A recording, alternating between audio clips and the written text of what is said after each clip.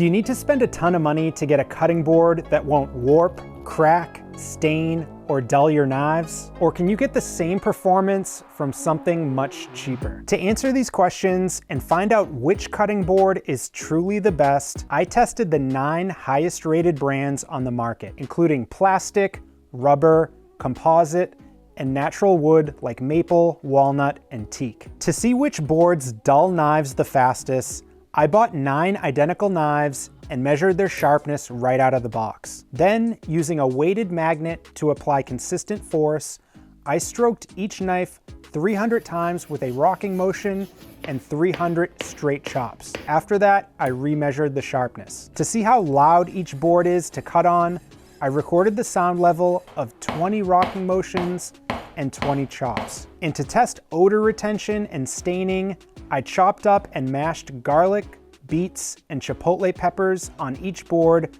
let them sit for 20 minutes, then washed them. As I used each board over several months, I looked at things like warping, cracking, slipping, surface damage, and how the knife feels when cutting on each board. In this video, I quickly break down the pros and cons of each board. I'll show you which ones performed the best, which performed the worst, and what actually matters when choosing the right board for your kitchen. I'll start with the most affordable and end with the most expensive. The OXO Good Grips plastic cutting board is highly recommended by America's Test Kitchen, Serious Eats, and the New York Times. And it's the least expensive option I tested. It's reversible with a juice groove on one side, and it has rubber feet on both sides that prevent slipping. It's lightweight with a large surface to work on. Despite plastic having a reputation for dulling knives quickly, this board actually performed the best in my knife dulling test. To measure this accurately, I used a BESS certified sharpness tester. When you lower the knife onto the wire clip, the scale shows how many grams of pressure it took to break the wire. The lower the number, the sharper the knife. The knife I used on the OXO board started with a score of 407 and ended at 425 after 600 cuts. That's the smallest decrease in sharpness among all boards I tested. This board also didn't stain or retain any odors after my garlic, beet, and chipotle tests. But even if it did, you can throw this board in the dishwasher. On the negative side, it ranked 7th out of 9 in my chopping noise test, and it gets marked up easily. But the worst part is that if you chop for long periods, it sheds a good amount of plastic dust that will end up in your food. The impact of ingesting these microplastics on humans is not fully known, but studies with human cells and mice show some really concerning effects, and in my opinion, it's enough to strongly consider alternatives. The Epicurean Gourmet series is made from Richlite, a paper composite. It's essentially recycled paper and food-safe resin compressed into a dense, durable board that feels smoother than plastic, but is lighter than wood. This board is super thin and lightweight and dishwasher safe. It didn't retain any odors or stains from my garlic, beet, and chipotle tests. But there are some downsides. It came in 6th place out of 9 in my knife dulling test, and it was one of the loudest boards, ranking 8th for chopping noise and dead last for rocking noise. The biggest problem though is that it's extremely slippery. It slides around your countertop unless you place a damp towel under it.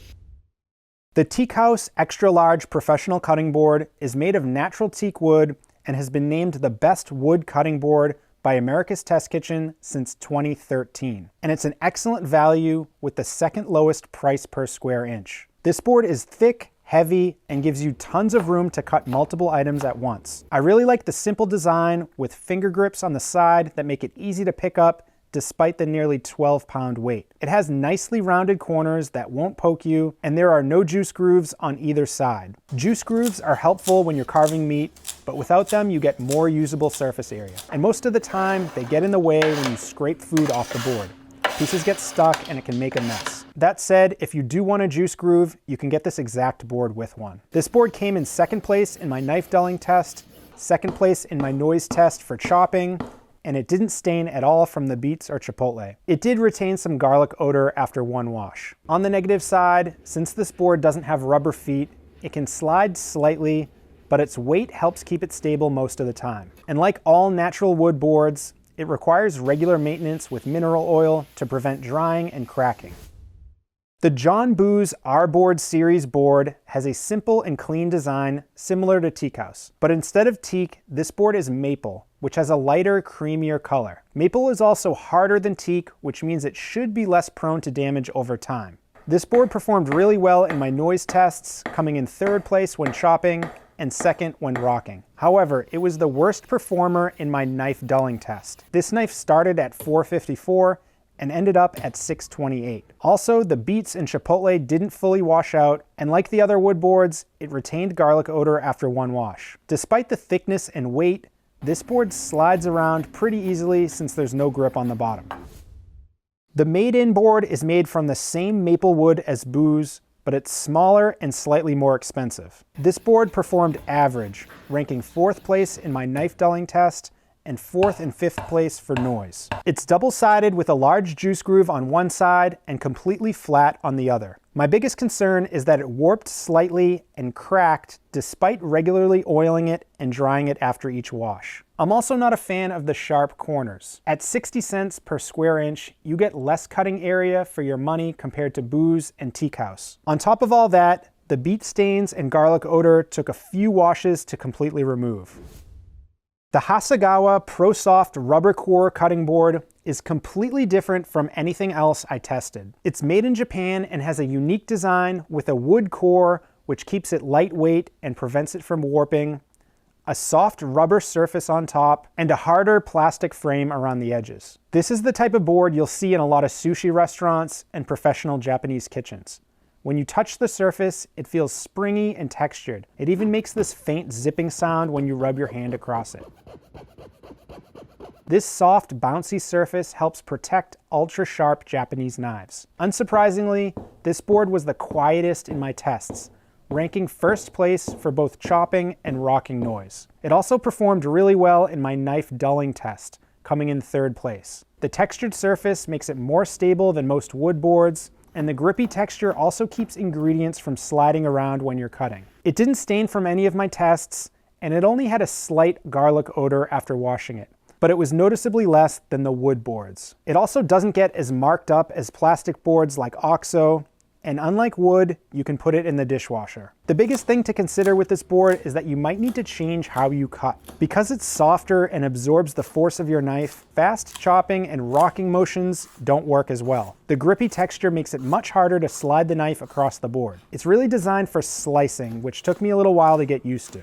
I also noticed it takes a little bit more time to clean because food can get stuck in the textured surface. I even noticed that the tiny texture can tear pieces of your sponge because it's not as smooth as other boards.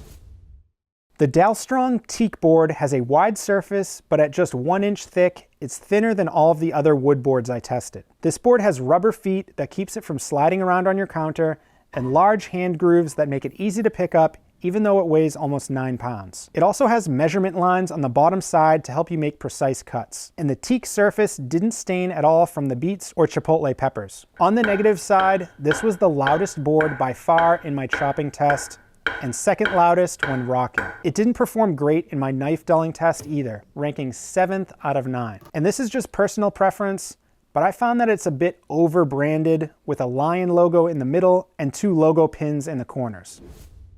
The Sonder LA Alfred cutting board is made from American black walnut and has a beautiful dark checkered pattern that really stands out. This board is double-sided with rubber feet on both sides, a juice groove on one side, and compartments on the other for serving or putting ingredients. This is the first end grain board I've shown you. All of the other wood boards so far are edge grain. With end grained construction, the wood fibers are aligned vertically. With edge grain, the wood grains are aligned horizontally. It's believed by many that end grain boards are easier on your knife because the blade slips between the wood fibers instead of slicing across them. So in theory, using an end grain board like this will keep your knives sharper for longer. But despite the end grain design and the fact that walnut is softer than maple and teak, the knife dulling results were average. It ranked 5th out of 9. Maybe with more time or different knives, you'd see more of a benefit, but in my testing, it didn't make a significant difference. Noise levels were also middle of the pack. This board didn't stain from the beets or chipotle, but some garlic odor remained after I washed it once. And while the compartments are useful in some cases, they also take up valuable prep space. Dalstrong Colossal Lionswood is the most expensive board I tested, and this thing truly lives up to its colossal name. It's massive at over 24 inches long, 17 inches wide, and 2.6 inches thick, and it weighs nearly 30 pounds. This teak board is visually impressive with its thick end grain pattern, and the rubber feet combined with the massive weight make it by far the most stable board I tested. Similar to the smaller Dalstrong board, this one didn't stain and only retained minimal garlic odor after one wash. Despite being an end grain board made from the same teak as the other Dalstrong, it performed poorly in my knife dulling tests, ranking 8th out of 9 boards. But the biggest problem with this board is that it's just too heavy for daily use. It's a pain to lift, wash, and move around, and you need significant counter and storage space to accommodate it. I also noticed major cracking in multiple places during my testing. The ends of the metal handles are sticking out more on one side than the other, which to me suggests that the weight is causing a lot of stress on the construction of this board.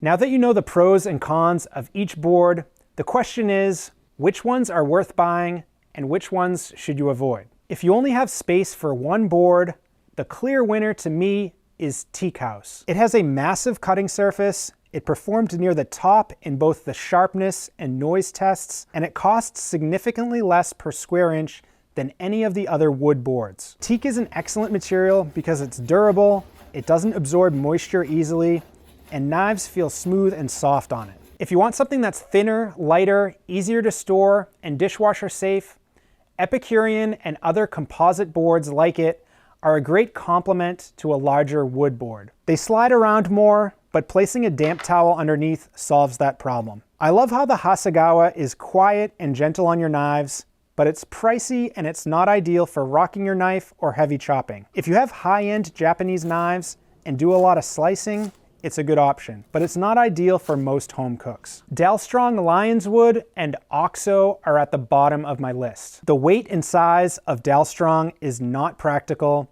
and OXO's plastic dust is really concerning. If you're still not sure which to buy, this chart will help you compare all the options side by side. Pause the video to read. If you're ready to buy or just want to learn more, I've linked to each board in the video description. If this was helpful, check out this video where I give you rapid fire reviews of 27 of the most popular chef's knives. And for more videos like this, click the logo to subscribe to the channel. Thanks for watching. We'll see you in the next video.